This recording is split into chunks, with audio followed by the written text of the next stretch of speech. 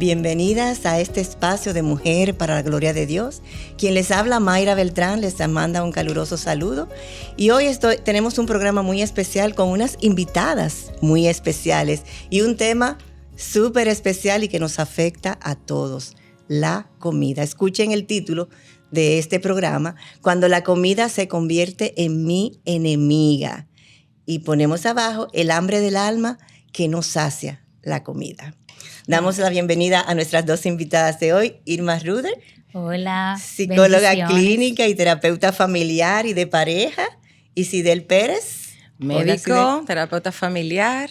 Igual, y también terapeuta de familia como Irma. Bienvenida. Es un gozo para nosotras estar con usted hoy, acompañándolas en este tema tan interesante. Y para nosotros es una bendición poder tenerlas. Sí. Y con la audiencia, las hermanas que nos acompañan, que nos escuchan y que nos ven, Amén. Es una bendición poder compartir. Y como sin Dios no podemos hacer nada, vamos a presentar este tiempo al Señor. Amén. Oremos. Padre que estás en los cielos, Señor.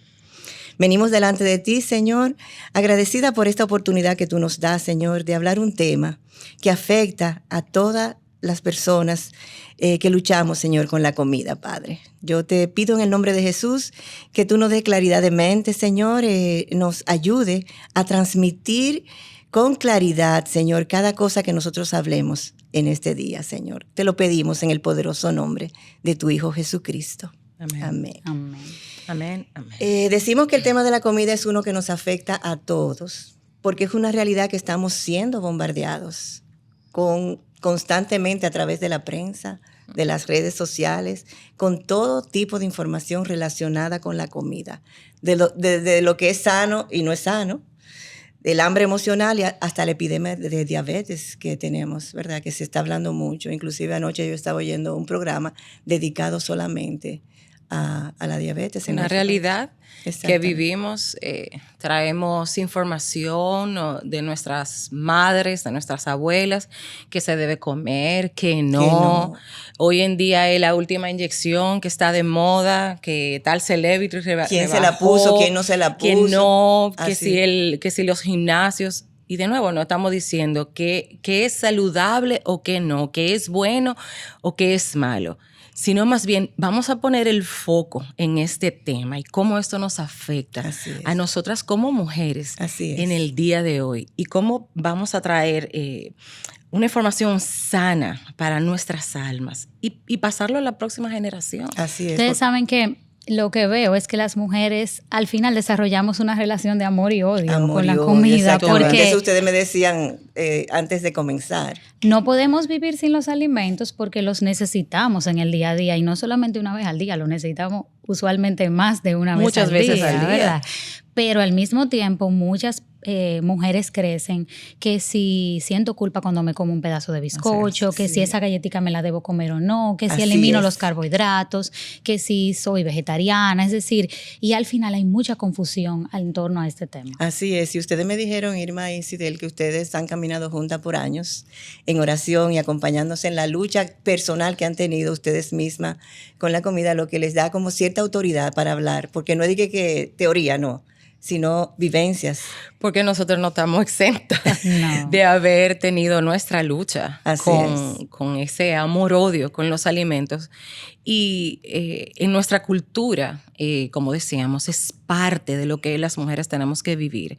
Y es increíble como incluso la historia de la redención, el Edén, nos habla, o sea, las primeras instrucciones que el Señor da tienen que ver con la comida. Así es. Y la caída, el corazón de todo no fue la fruta en sí, no fue el alimento, pero está involucrado. Está involucrado. Entonces, eso te deja ver que hay una importancia. Hay un vínculo ahí. Hay un vínculo importante con eso. Y todas las culturas, razas, etnias tienen un tema especial que está ligado a la comida.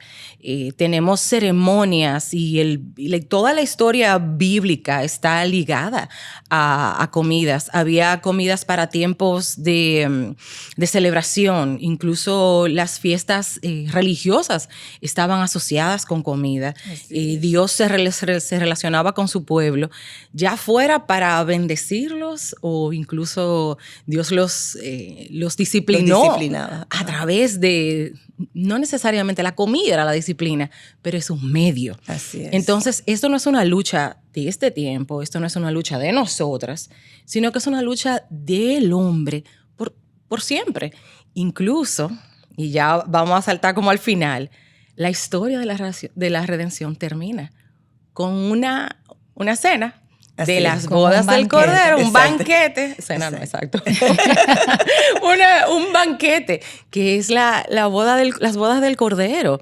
Entonces, realmente la comida es un tema, que está muy ligado a nosotros que como humanos. nosotras como mujeres cristianas debemos manejar, correcto. Aprender a manejar, definitivamente. Y nosotras, por ejemplo, como amigas, hemos hablado, mira, no puedo dejar de comer porque estoy ansiosa. Después de la maternidad o cuando tengo algún problema, me refugio en tal y tal cosa. Y hemos aprendido como hermanas en Cristo, a ver la comunidad como parte de la solución. No me voy a quedar sola con esta lucha. Y esa es una de las recomendaciones, sin incluso haber comenzado bien a tratar este tema. Esa es una primera cosa que podemos compartir, que la comunidad es importante, porque la culpa, la vergüenza que traen todos esos temas nos aíslan. Y cuando compartimos con hermanas de fe, pues esa culpa, esa vergüenza se va aligerando, nos va ayudando a sentir que no estamos solas en esta lucha. Cuando tú compartes con una mujer, tú te vas a dar cuenta que también alguna lucha tiene. Así es. Entonces, Irma, ¿cuándo es que se convierte la comida en un enemigo? O sea, ya que le pusimos el título, ¿verdad? Sí, mira, la comida se puede convertir en un problema. Bueno, la verdad es que Dios diseñó los alimentos para nutrirnos, ¿verdad? Pero también para nuestro deleite. Es decir, nosotras aquí no queremos presentar como que comer solamente es para darle nutrientes a nuestro cuerpo. No, no. También, como decía Sidel, con la comida celebramos, es decir, la comida nos deleita, ¿verdad? Ahora, la comida se convierte en un problema cuando ese deleite se sale de control. Cuando mi necesidad de la comida ocupa un valor primordial en mi vida cotidiana y yo acudo a la comida para saciar emociones. A esto nosotros le llamamos... Cuando están tristes, comen. Cuando están preocupados, comen. Ansiosos. Exactamente. No puedo dormir. Exactamente. A esto nosotros le llamamos hambre emocional. Detrás del hambre emocional usualmente hay algún alimento o alguna emoción más bien que yo no estoy pudiendo identificar y que la comida está saciando esa emoción. Entonces esa emoción puede ser desde el aburrimiento, puede ser mi alegría y necesidad de celebrar, pero puede ser la frustración, puede ser la ira, la tristeza, puede ser la soledad. Entonces el hambre emocional llega a nosotros cuando tú sientes que ante algún alimento no puedes controlar. O sea, no puedes controlar tu necesidad de comer a veces algo salado o no puedes controlar tu necesidad de comer algo dulce. Cada quien es diferente, ¿verdad? Cada persona es diferente, sí, correcto. Así es. ¿Y cómo la comida puede hacernos caer en un patrón adictivo? Tú, Sidel, que eres especialista en esa área. Es increíble cómo lo bueno que Dios da y como aquello que fue hecho como un regalo para nosotros, el pecado que está en nuestros corazones puede tornarlo en algo negativo que nos hace daño físicamente, porque hace daño al cuerpo, y también hace daño a nuestra alma, porque cuando tú sacias un hambre, una necesidad emocional con una comida física, tú estás dejando el hambre emocional intacta y te está haciendo daño. Ese patrón de me lleno de algo que realmente no sacia, yo voy a necesitar más. Y cuando comienzo a comer, por ejemplo, los carbohidratos son no hay alimentos malos, ¿eh? Exacto, no hay eso es bueno aclarar. No hay ningún alimento ni ningún grupo alimenticio que sea malo. Pero los carbohidratos empiezan a degradarse desde la boca. Tenemos enzimas que empiezan a degradar los alimentos, los carbohidratos, sobre todo los simples, desde la boca. Entonces, eso hace que tenga un efecto inmediato en nosotros y sube nuestra glicemia en sangre y tiene un efecto en nuestras hormonas, tiene un efecto en nuestra química cerebral. Y por eso son casi siempre los alimentos de preferencia. Las galletas, los bizcochos. Ahora, hoy en día es muy fácil acceder a alimentos ultraprocesados, porque tú te paras en cualquier sitio, tú vas al supermercado y hay 1 millón de opciones, sí, que son opciones altísimas en sodio, en azúcares simples, de muy pobre calidad. Y tendemos a no leerlas, Así porque es. están las propiedades están, pero nosotros no las leemos, simplemente lo compramos y los ingerimos. Lo primero es que para poder entender eso hay que informarse. Así es. Y parte de eso es porque estamos aquí, tratando de informar al pueblo de Dios para que seamos sabios y tengamos discernimiento. Entonces, los alimentos se convierten en adictivos cuando el patrón por el cual nosotros comemos no es para estar sanos, no es para saciar el hambre física, no es para estar... o sea, si yo me levanto, yo tengo que comer para poder tener energía para el día. Cuando yo me quiero llenar para llenar un vacío que no está en mi estómago, sino en mi corazón, es imposible yo llenarlo con bizcocho, con galleta, entonces yo voy a seguir buscando. Y eso crea una adicción, o sea que necesito eso para poder funcionar. No, además cuando se me suba ese azúcar, va a bajar rápidamente por mecanismos que no vienen al caso, pero que son increíbles y me van enfermando mi mente y mi cuerpo también. Entonces, eso es un círculo vicioso. Sí, yo pienso que coloca a las personas en un círculo vicioso donde yo como para satisfacer mi emoción y necesito sentir el estómago full hasta el tope o tal vez encontrar alivio cuando el alimento pasa a través de la laringe. Algunas personas dicen, solo el alimento toca mis labios y ya yo puedo sentir placer. Y se entra en ese círculo vicioso de recompensa del cual no podemos salir. Y el problema está, número 1, que los alimentos no fueron diseñados para saciar el alma. Y 2, que el exceso de alimentos genera efectos secundarios. Es decir, subimos de peso, nos enfermamos. No, la obesidad se ha convertido en una enfermedad prácticamente. Entonces hay un tema de la autoimagen, porque ese es el otro problema. Exacto. Que está tanto en hombres y en mujeres, pero es muchísimo más prevalente en las mujeres. Tenemos mujeres con la crisis de anorexia, bulimia y todas las enfermedades en ese sentido. Y también tenemos la obesidad. Por ejemplo, la mamá, y esa lucha yo creo que la tuvimos nosotras. Tú tienes un bebé recién nacido, tú acabas de pasar de un embarazo, estás en sobrepeso porque es normal y sano aumentar de peso en el embarazo, pero tú tienes un bebé recién nacido que no duerme.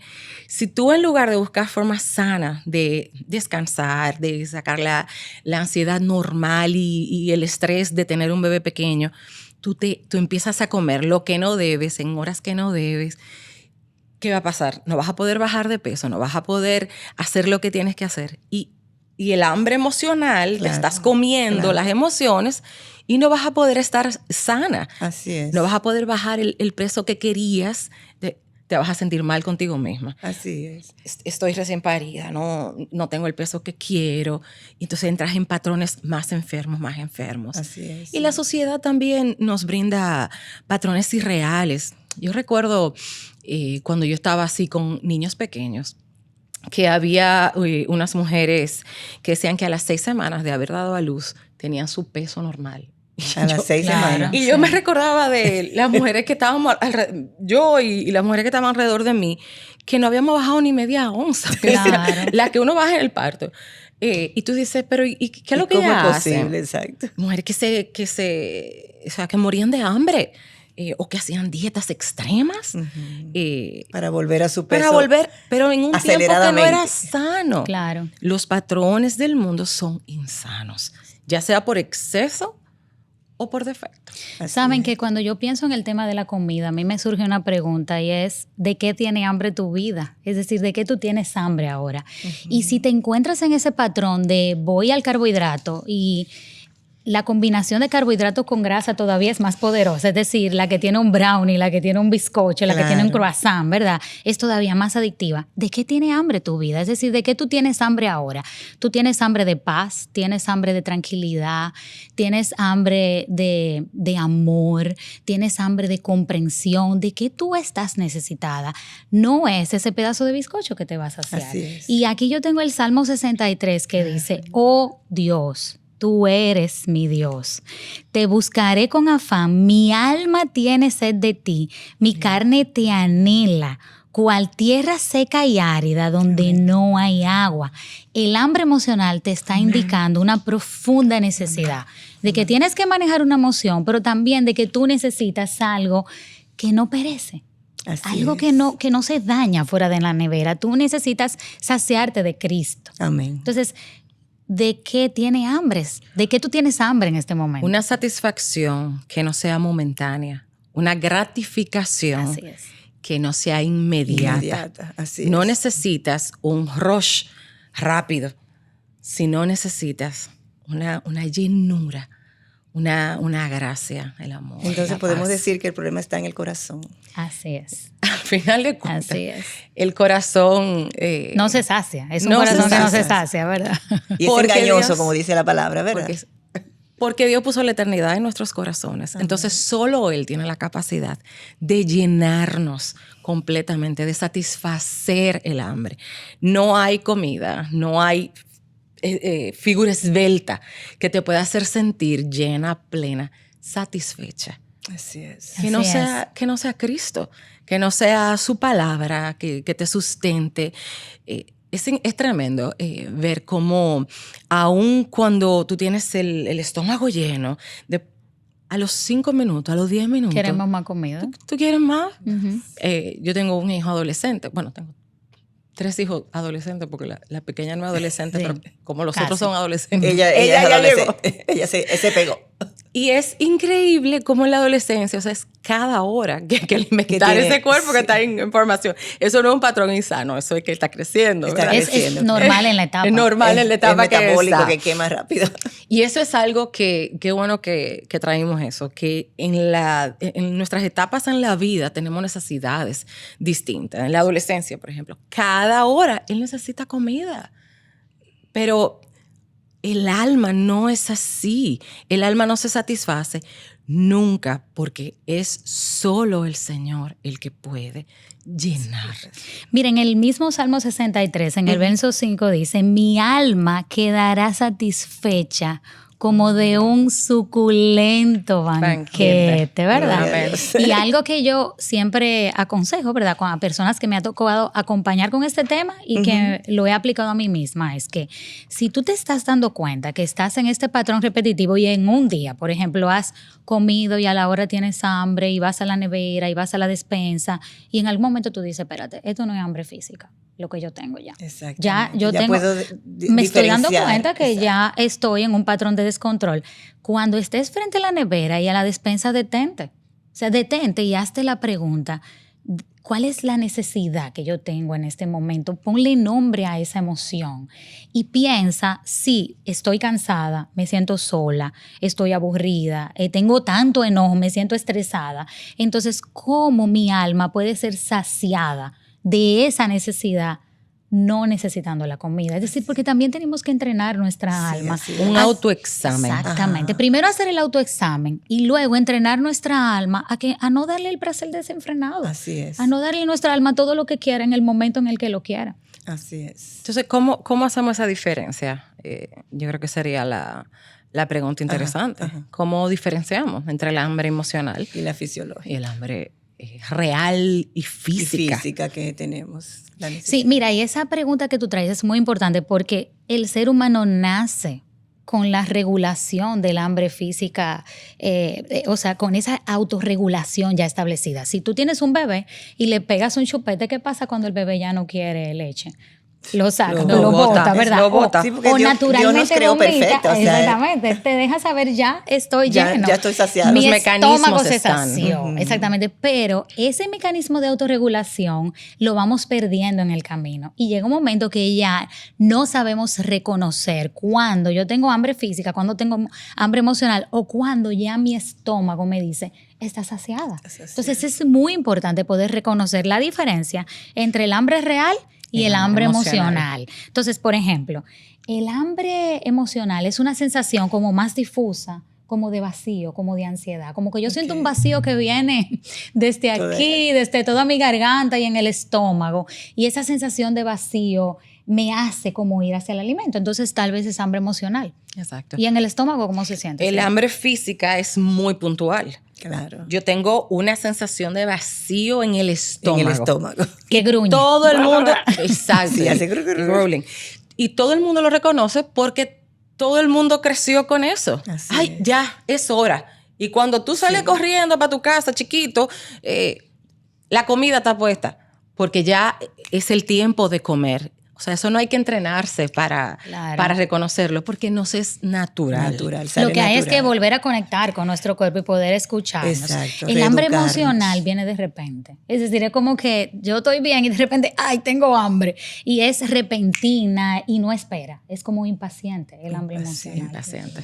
Porque nace del corazón, no de una necesidad física. Así mismo. El hambre física viene increciendo, viene subiendo.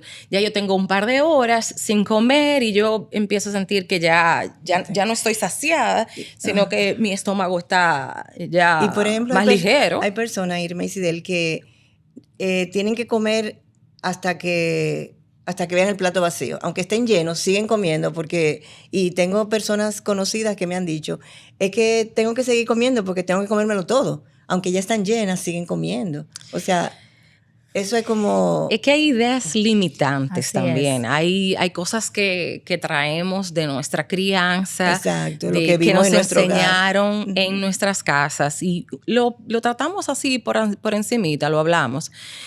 Cosas que tenemos que redimir.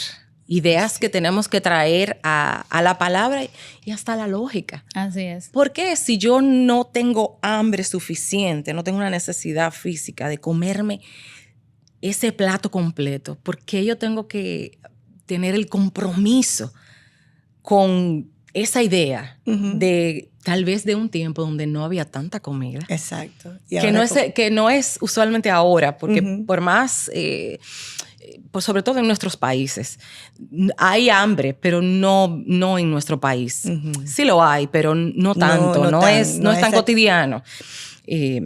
No es necesario comerme todo eso. Yo puedo decir, tú sabes qué, yo me serví un poco más de lo que mi cuerpo necesitaba. Y puedo darme el permiso de decir, no quiero más. Así es. Así es. A veces detrás de esa creencia hay una madre tratando de hacer lo mejor que pudo, empeñada en que su hijo tenga buenos hábitos alimenticios y ponía las reglas de tienes que comerte todo lo que hay en el plato. Y te lo dicen desde pequeño, exacto. Entonces esa creencia puede estar de ahí. Y como dice Sidel, podemos filtrar a la luz de la palabra lo que nosotros creemos.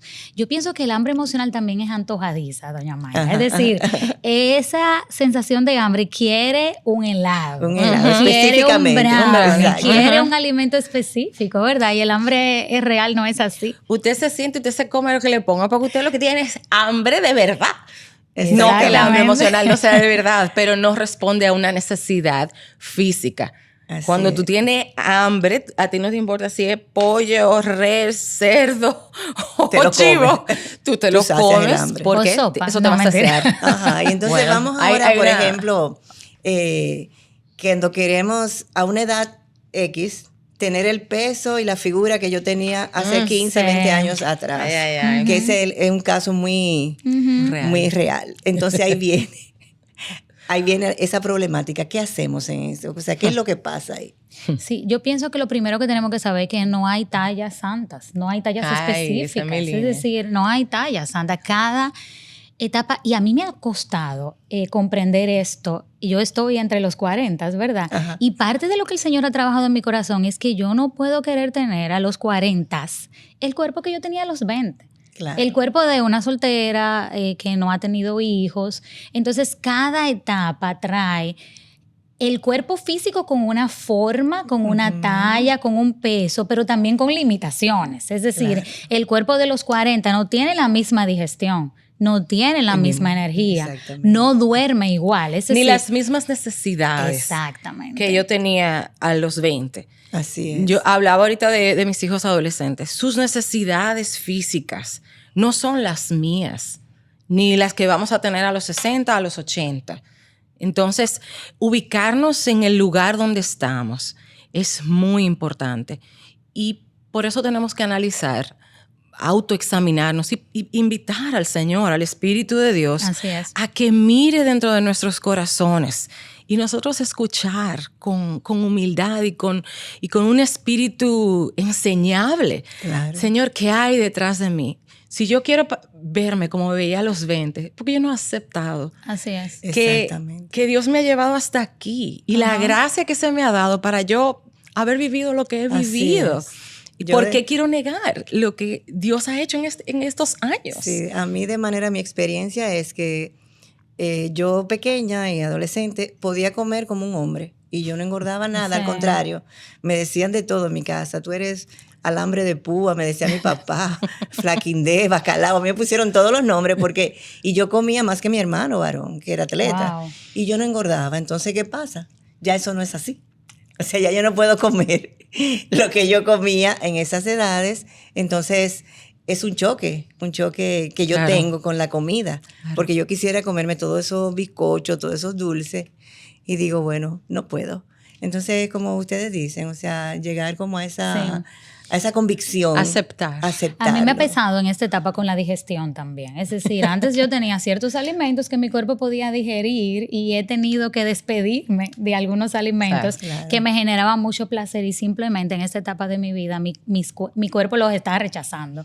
Ahora, la presión es fuerte. O sea, tú ahora ves en el Instagram, en las redes sociales, mujeres con 50, 60 años que tienen una masa muscular, que tienen una tonificación como una de 20, ¿verdad? Así es. ¿Qué harán para lograrlo? Yo no sé, ¿verdad? Tampoco. Pero no nos podemos dejar llevar de esa presión. Yo pienso que la pregunta que tenemos que hacerle al Señor es, ¿cuál es tu propósito con mi cuerpo, con los alimentos en esta etapa de mi vida, en la etapa donde yo me encuentro ahora?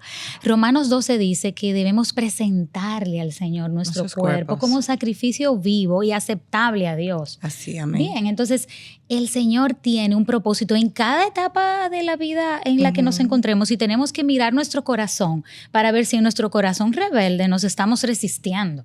Cómo aceptar lo que Dios tiene para nosotros. Y a veces lo que el Señor tiene para nosotros en etapas más avanzadas, a veces llega temprano, pero podría ser.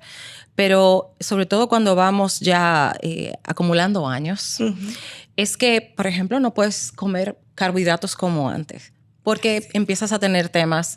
La diabetes. Con el azúcar, ¿verdad? En sangre. Inclusive hasta la digestión. La digestión, que decía Irma, o que ya no puedo. Yo recuerdo cuando yo era más joven, mis padres, nosotros no cenamos tarde.